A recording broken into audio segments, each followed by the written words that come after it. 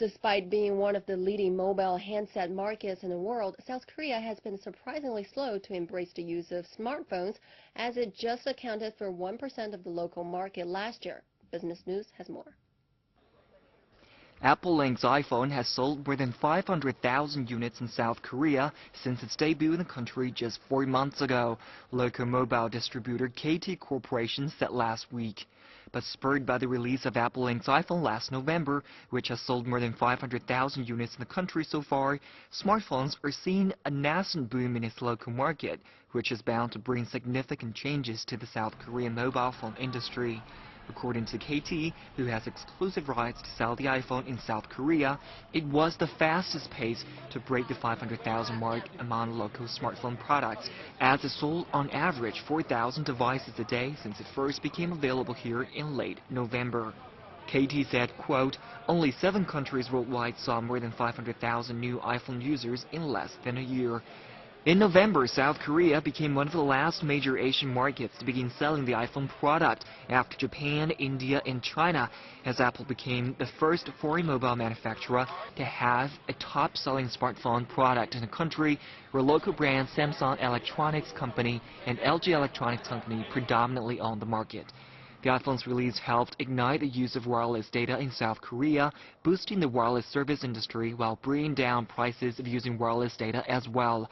According to KT, the iPhone subscribers used 44 times more monthly wireless data on average than subscribers of other mobile phones. KT added, thanks to the iPhone's release in South Korea, smartphones will account for 17% of the total mobile phone market in the country by 2012, amounting to nearly 5.5 million additional smartphone devices in the local market. As a result, the entire South Korean information and technology sector is anticipated to grow into a $2.31 billion industry within the next 3 years, KT's officials added. The iPhone is also credited for changing the way business is handled in South Korea, as the government last week said that it will begin a smartphone-based administrative service this year. The country's mobile banking industry is expected to see tremendous growth by 2012, when more than 12 million online banking transactions are projected to take place, up 1.87 million in 2009. The iPhone's impact could be seen in the education sector as well. Also, National Institute of Science and Technology, located in the southern part of South Korea, agreed with KT to build a fixed mobile convergency system in its campus, where students will be able to use the internet for free with their iPhones.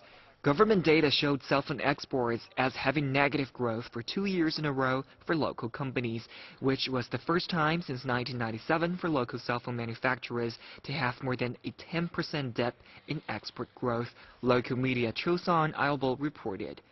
Samsung Electronics' revenue from mobile phones last year was 4 times larger than Apple's sales from iPhones. But the difference in the two companies' operating profit was astounding, as the South Korean company reported operating profit margins of 9% as opposed to Apple's 36%. LG's loss in operating profit margins was clearly evident as well, dropping to 7.3% in 2009 from 11.2% the year before. In particular, it plunged to 1.7% in the fourth quarter of last year, during which the iPhone debuted in South Korea.